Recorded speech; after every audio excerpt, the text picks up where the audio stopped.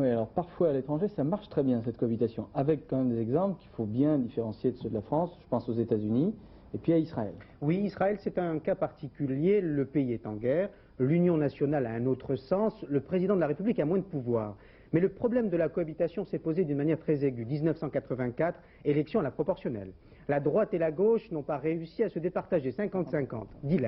Dilemme que Shimon Peres de gauche et Yitzhak Shabir de droite ont résolu en décidant de travailler ensemble sans se renier, pas facile, et d'alterner à la tête du gouvernement tous les 2 ans. Peut-être faudra-t-il s'en inspirer. Charles Anderlin.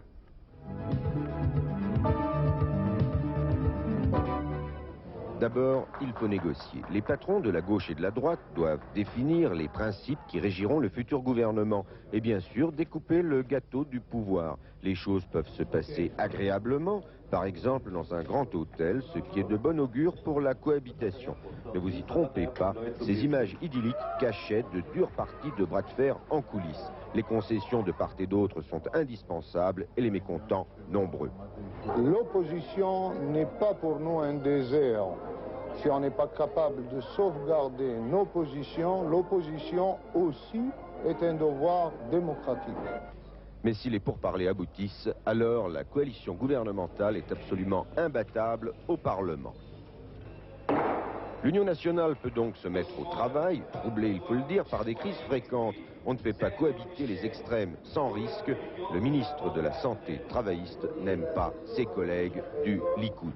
D'après que j'ai vu de cette conduite de quelques ministres de Likoud, c'est presque la même chose, comme ça a été en avant. Que le ministre de la Santé s'occupe de la santé.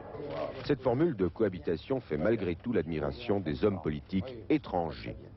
La formule de l'Union nationale en Israël permet de maîtriser les démons que déchaîne la loi proportionnelle.